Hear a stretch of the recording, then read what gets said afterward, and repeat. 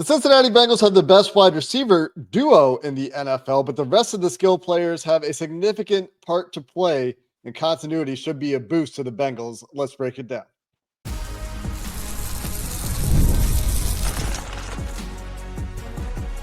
You are Locked On Bengals, your daily Cincinnati Bengals podcast. Part of the Locked On Podcast Network, your team every day.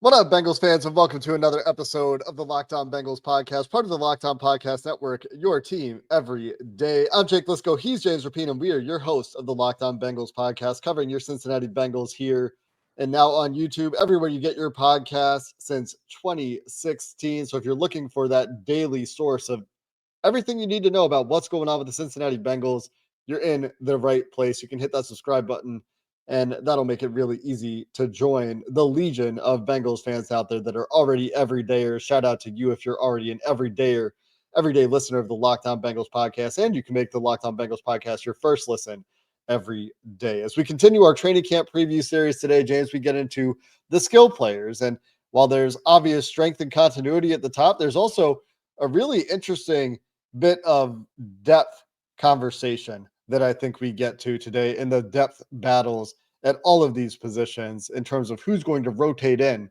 with those clear starters on this team. The advantage of continuity. There's also a Shamar Stewart story out there that we're going to get to finish the show. But let's start with the strength of the team here. And from a training camp preview perspective, what we're expecting to see from this unit, I think that there will be no contract drama on this side of the ball, at least. We're going to talk about contract drama later. We have to. We can't avoid it. But on this side of the ball, the continuity they have there, these are advantages that we have talked about and will continue to be advantages that we talk about throughout training camp and monitor. This group needs to be the best skill group of the Joe Burrow era.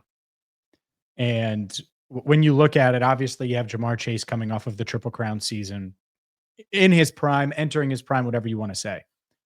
I truly believe T. Higgins is entering his prime right now. And that's why I wanted them to pay him so badly even last year, because you want his best years. I think those best years are going to start in 2025. And as good as he was last year with the 10 touchdowns and 12 games, and just Riley Moss has nightmares about dealing with T. Higgins still to this day. It's really fun to me to think about what he can be this year, assuming he could stay just a little healthier. And as you mentioned, the best 1-2 punch in the league. And then you look at the continuity part of it. And that's why I say that this group should be the best skill group that Joe has had, because Andrei Iosivas has done nothing but take steps forward and earn Joe's confidence and continue to grow as a player. I know he's putting in a ton of work in Atlanta, or has all off season. And it obviously paid off last year. And you saw what he could do last year. And I think that that's only going to continue. Mike Gesicki, same thing. Joe wanted him for a reason. He's going to matter. And I think he's a big factor. And then Chase Brown, who I think is about to, much like T. Higgins, and I get it, T's been in the league longer and all of those things, but Chase should be better this year. He should be entering now that those prime running back years where he's been there, done that, he's confident, and he sharpens all the skills that he needs. So I have really high expectations for this skill group. There are guys I obviously didn't mention. I'm not going to go through each and every one of them to open the show. But when I think about this group as a whole, they should be one of the best groups in the league, near the top of the league. And that's really where the Bengals, when you think of their advantage week in and week out, it obviously starts with Joe. We talked about that a few days ago. But the skill guys need to be a huge advantage week in and week out, even when they're facing top defenses in the NFL. And I agree with you. They should be. This should be the best skill performance that we see in the Joe Burrow era. Obviously, health caveats apply, and more specifically for some players, or more relevantly to some players than others. But when you think about the continuity aspect here that we've talked about on this show, but having continuity allows that chemistry that we know exists, and we have seen palpable evidence exist between Joe Burrow and Ja'Marr Chase. to apply to more players on the skill group roster. And I think that chemistry exists with Joe and T. Higgins in large part. But if you look at the misfires or the incomplete passes that Joe Burrow threw to Andrei Iosivas last year, I think you could say that wasn't quite there with Joe and Andre last year. I think there's a lot of trust between those guys, especially when it comes to the scramble drill. But in terms of in structure on time, there were a few occasions last year that stand out notably in my mind where Andre just wasn't quite on the same speed as Joe Burrow in terms of expecting the ball to be there when it arrived. And that's something that in year 3, same offense, same quarterback, same group around him, I would expect Andrei Iosivas to be better at. The same system in terms of the passing game will be there. Now, can you get a step from Andre as a run blocker? Can you get a step from all of these receivers as a run blocker? How does that kind of fit in with what the Bengals are doing with their new offensive line coach, new approach to the running game, no run game coordinator, more of a team-wide approach to the running game is what you would hope would come out of that. We'll see how that plays out. But they really trust Andre, and they use him in that role as a run blocker. But there's some development that's available to him there. So when we talk about the continuity, I'm thinking about Andre. I'm thinking about Mike Gesicki. The first time in the Joe Burrow era, you've got 2 straight years with your number 1 receiving tight end. And I'm thinking about Chase Brown, who we saw take those massive steps last year, both as a runner, as a receiver, and as a pass blocker. And the return of Samaje Perine in that room. We'll get to the depth part here, just focusing on the starters now, though. Those 3 guys, the not T. Higgins, the not Jamar Chase part of this offense, and the steps that those guys could take in terms of continuity with Joe Burrow and in the same system. That's what's fascinating to me as we talk about the beginning, the start of the 2025 season. When I think of Andre, and a lot of people probably saw T. Higgins' comments that Dan Hort asked him during the offseason program. It's like, oh man, he took big strides forward. But I was talking to a Bengals veteran who's in the secondary. I'm not going to name him just because I don't know if he wants me to name him, so I'm not going to. Bengals veteran that was in the secondary last offseason. And last offseason, before all the Jamar stuff, we were on, and I remember saying, my biggest offseason priority is finding a way to re-sign T. And I was talking with him about that, and he was like, yeah, you better get T done because of how valuable he is. He was like, but that number 80 is a dude too. And really talked up Andre. Again, probably off record. I don't think he would care if I said it now, especially, but was praising Andre, and it was just a one-on-one conversation. And I think that's interesting to me because you look at his progression and the trust that Joe has had, the 10 touchdowns in his first 2 seasons. When he was drafted in the 6th round, I think if you would have said over under 10 career touchdowns in a Bengals uniform for Andrei Iosivas, yeah, like career, you probably take the under because that's a lot. That's a lot for a 6th round pick. Yeah. Yes. And he's coming from Princeton, and you just don't know. And clearly he's got it mentally. Clearly he's got it physically. They moved him into the slot last year. And yeah, there are plenty of things. I think between the 20s, you really need to see 80 more this year. You need to see him evolve there. But there is something there, and he works really hard, and he gets it. And when you check all of those boxes, you have veterans singing your praises. Really, from the moment he got there, he impressed the Bengals, and that has continued. So I don't think he ever could have replaced T. I think the offense would have had to evolve. But can he evolve into a reliable third option? Where some weeks it might be Mike Gesicki, but others it is Andre. And if T's doubled and Jamar's doubled, well, then it's the Andrei Iosivas game. Like, that's what they need. And it could vary on who it is week to week. But I do believe that he's capable of doing that. And I know for a fact he's chomping at the bit to see more targets in game because he believes he can do more. And when you have that belief, that confidence, that could be the game-changing play or two down the stretch that needs to be made. Maybe he's the guy that makes it at times, and that goes a long way. It's tough because there's a lot of mouths to feed if you're talking about getting more targets for Andre because of Mike Gesicki's return and the evolution of how they're going to use Mike Gesicki. let's finish up with Mike Gesicki. Let's finish up with Chase Brown. Get into the depth battles here because I do think that the depth conversation, the rotation conversation at these positions, also really interesting. Then we got to get to Shamar Stewart. So we'll wrap up on the skill guys coming up next. Today's show is brought to you by FanDuel. FanDuel is America's #1 sportsbook. And with summer sports in full swing, whether you're all about baseball and the All-Star game on Tuesday night, or you're looking at high stakes golf on the green, FanDuel is the best way to make every game more exciting. And it's not just the summer sports, of course. You have NFL futures with training camp starting next week. Jake, I can't believe training camp is next week. Check out the FanDuel app right now, and you're going to benefit. If you haven't listened to us already and checked out FanDuel, well, new customers are going to get $150 in bonus bets if their first $5 bet wins. That's right. So you could throw $5 on anything you want. And if that first $5 bet wins, you'll get $150 in bonus bets with FanDuel. Download the app today or go to FanDuel.com and get started. It's America's #1 sportsbook, FanDuel.com. It's been a tight end carousel in Cincinnati for several seasons in a row now. Yep. And when Mike Gesicki came in, following that model, a bargain signing, had a very productive season. Going into the offseason, there's every reason to believe that he would follow the same path and go get paid elsewhere. But for once, Joe Burrow goes out there and says, we really want Mike G back. Mike G does the meme where he's pointing at himself, like me, and then he gets re-signed with the Cincinnati Bengals. Said he paid the Joe Burrow tax. Still got paid pretty well, I think. But when you think about the continuity with Mike Gesicki and the comments from coaches where, they talk about, we really figured out how we wanted to fold him into the game plan with these wide receivers late in the year. What are your expectations for Mike G in the second year with this offense? I think he's like, he could be your Tyler Boyd.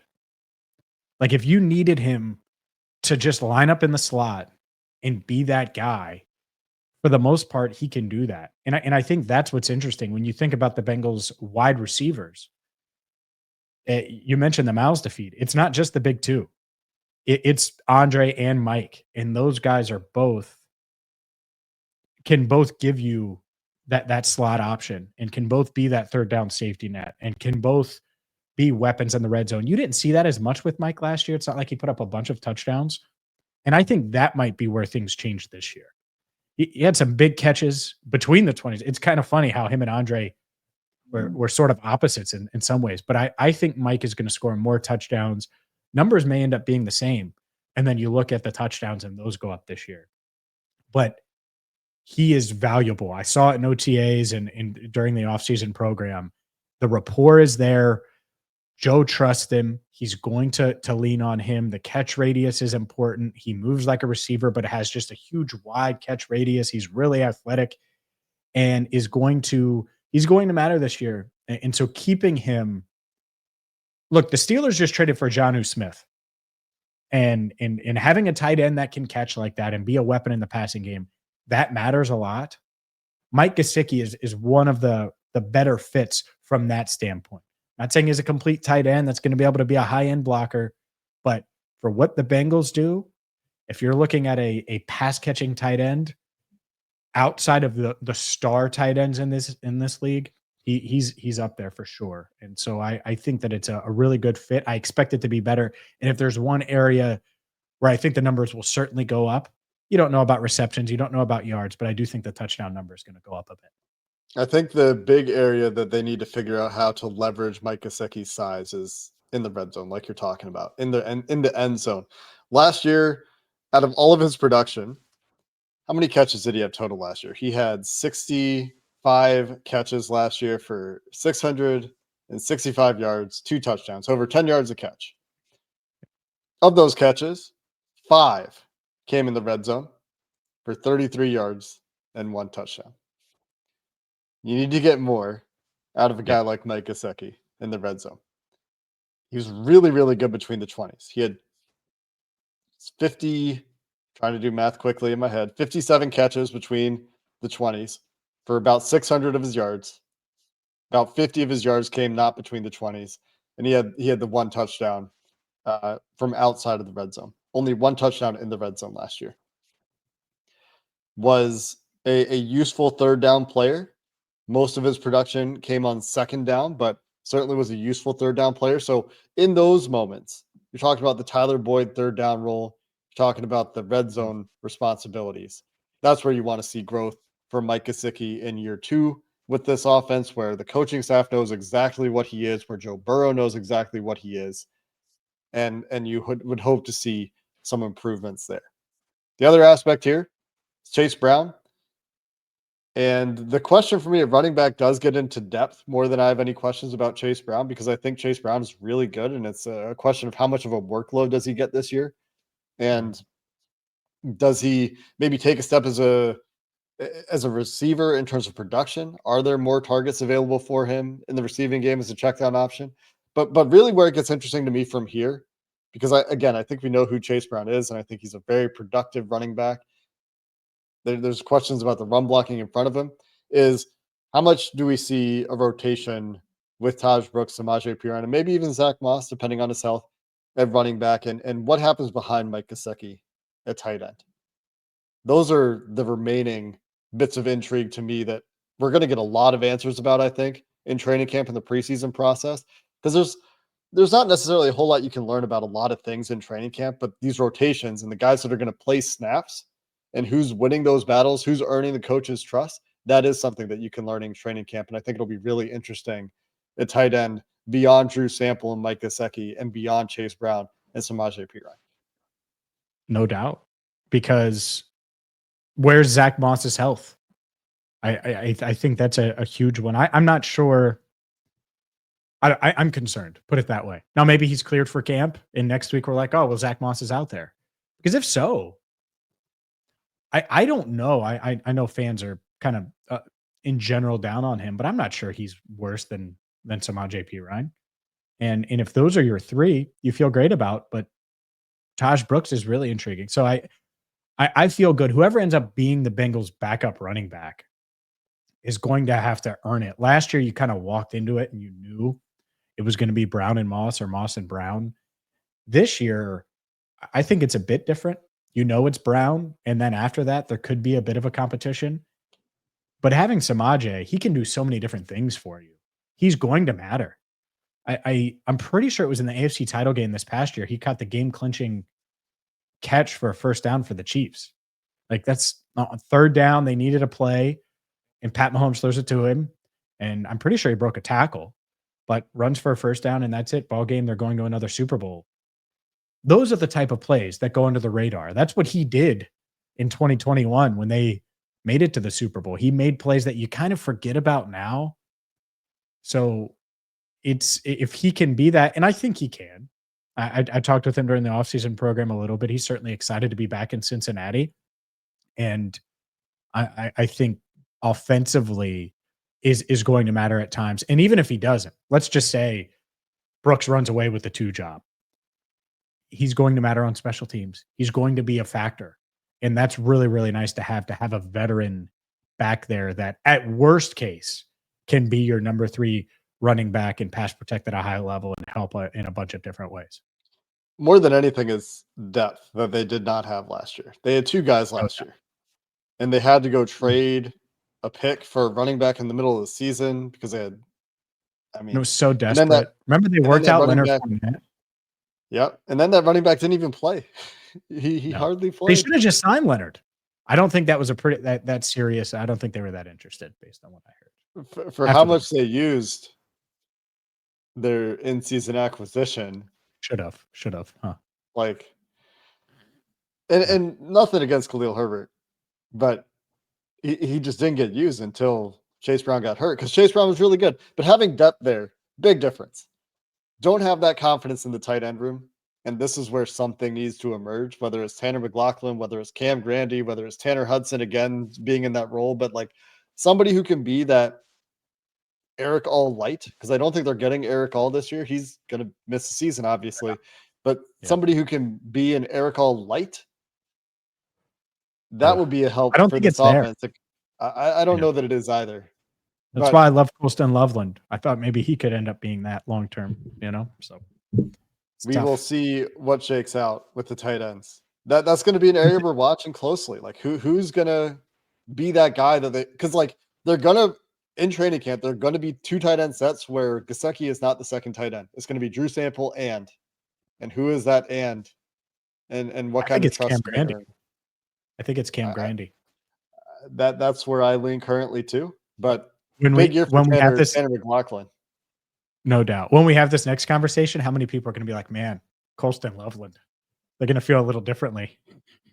They're going to think a little differently about that, huh? Well, Maybe not. reasons. Maybe not. For a Maybe few not. reasons. We'll finish up the show with some drama. We can't avoid it. Coming up next.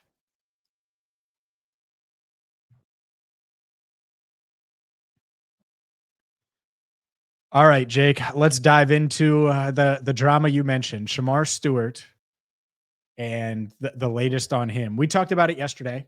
Shamar Stewart, will he show up to training camp on time? Will he be signed? Will he not be signed? We'll see. Amarius Mims signed right before camp last year.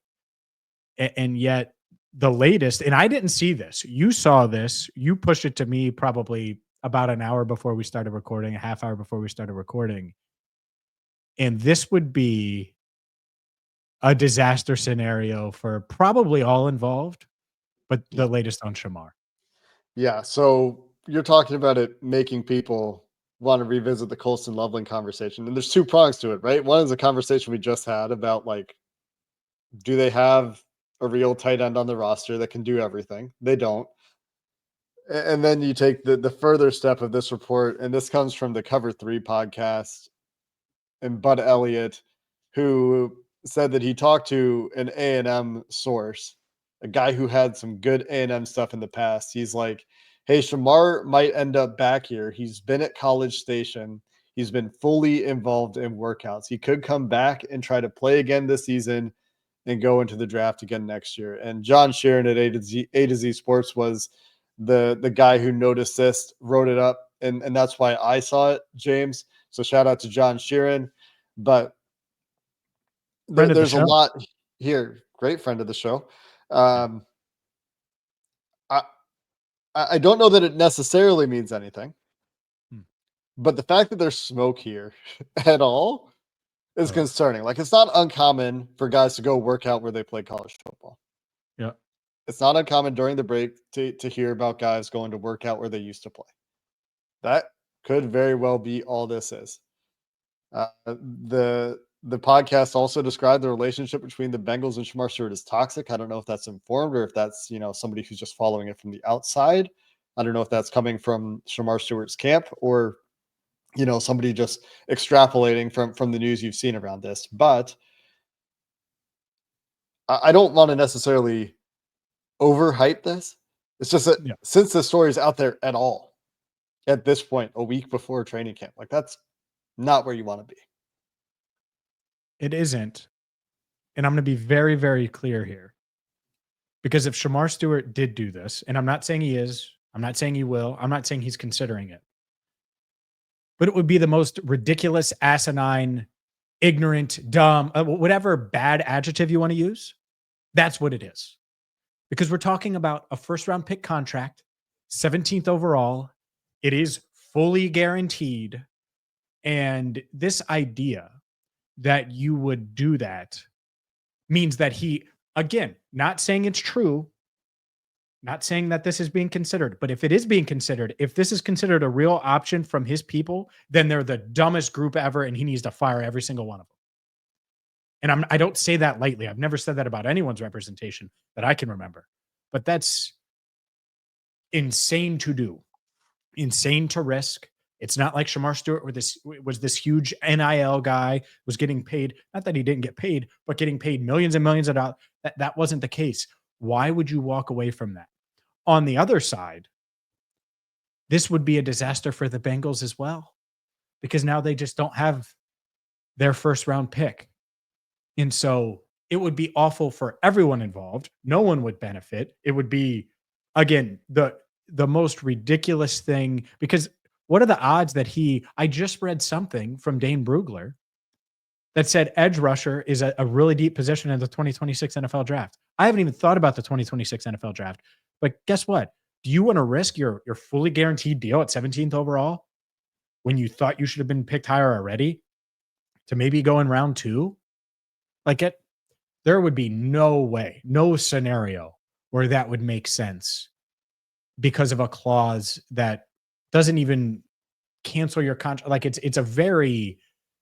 just negotiate the clause, which the Bengals are going to do. I'd be shocked if the Bengals don't reach out to Shamar Stewart's reps, maybe now, but certainly within the next few days to try to get something done. Why would you risk that and go back? There would be no scenario, no option where I would tell Shamar if I was advising him to go back to school, because there's really no scenario where it makes sense or is smart at this stage. Well, especially because you're talking lawsuits at that point. Like if he actually tries to play college football this year, he's got to force his way back. Then he's actually not eligible. As I understand it, I don't think he's eligible for the draft next year. The Bengals will still have his rights if he plays football this year, I think. And maybe there's something weird there, but I think you're talking lawsuits if he goes and plays football somewhere. If he just sits out the year, then he can re-enter the draft. No questions asked. And I still think that's an insane thing to consider, because if you sit out the year and it's a strong edge class next year, according to Dane Brugler, like the NFL sees what's happening here. And what if he gets drafted by one of these, 20 or so other teams in the NFL that uses this as standard contract language? Is he going to fight the fight again and say, well, you had the precedent, but this is the reason I didn't sign with Cincinnati. And now you want me to sign the same language? Like, you got pretty good odds of being picked, but maybe the teams just avoid you then. And if those teams all avoid you, who's picking you in the first round? Especially if you don't play football next year, after you've gone through this. The NFL, we've seen what the NFL does when players ruffle the feathers. There's all this collusion stuff that's in the news in the last month or so around various contracts, Lamar Jackson, most notably. Mm-hmm. But I mean, that will be a wild move. Now, again, to be entirely clear about this could just be him working out. We don't know that there's any indication that he wants to go and play football at Texas A&M next year. But just, and by the way, this report is out there. Is working out. Hopefully he's just working out and plans on showing up to camp and is hoping to get a deal done and hits the ground running. And that very well could be the case. Mm-hmm. But if not, if he's really receiving this advice, it is like, what in the world is going on? And why would you think that is smart advice? Like there's no scenario, and it's almost like, it feels like it would be a very emotional decision. Like, oh, you want to do that? Fine, then I'm going to do this. And very rarely when you in business, when you act with emotion, is it the right call? Very rarely. Everyone should just take a deep breath here. And the Bengals, they have no emotion when they negotiate. And it is frustrating sometimes and a lot of times. But if that's being considered, his camp should take a deep breath. Hopefully it's just not, like you said, because it would hurt him. It would hurt everybody. I don't really know who wins. Maybe Texas A&M, but I don't really know who wins. This is all, like I said, very speculative. We don't know a whole lot about it other than this is an eye-catching thing to be said on the Cover 3 podcast, that somebody told Bud Elliott that Shamar might end up back here. Doesn't necessarily mean that that's the plan, but the reason we're covering it is because it is out there. And if this turns out to have legs, we didn't want you to be blindsided, essentially, is if this thing picks up steam. And if it picks up steam, we'll continue to make sure you know everything that you need to know about it. But right now, I still think most likely scenario is Shamar Stewart plays for the Bengals this year by a pretty large margin. Sure. So rookies have to report Saturday, just to give everyone an idea. Saturday, July 19th. So we will have an idea. Right? There's no like actual penalty for guys that aren't signed if they don't show up, right? Or is there a penalty? Do you know? A penalty? I mean, Like It's fines not. and It's stuff not because like they're a not under penalty, but contract yet. well, no, but you become a full holdout. Like if you're not Yeah. reporting. And those are happening with second round picks. So we'll see what happens with Demetrius Knight Oh, as well, where second oh, round picks across the league are starting to say, hey, let's figure out this guaranteed money thing. oh. We can't escape it, Come on, James. Jake. Come on, Jake. Are you Don't do tired that to yet? me. Don't. Yeah, what? So Jamar, when he was mic'd up in Detroit, I remember weird things, and Joe Burrow threw a deep ball to him. He said, "Hey, you see that big blue thing right there?" Jamar caught it, but got caught from behind in his rookie year. He was like, "Don't do me like that. Don't do me like that." That's me right now to Demetrius and Shamar. Just don't do me like that. We don't need all the drama going into camp, baby. Let's get it solved. No. Back to the topic of football things. Hopefully, barring news, we'll continue our training camp previews. We've got to get to the trenches. We've got to get to the rest of the defense Ooh. outside of the defensive front. So we've got that coming up. We've got mock turtle soup in the near future as well. Until then, thanks for listening to this episode of the Locked On Bengals podcast. Hoo day, and have a good one.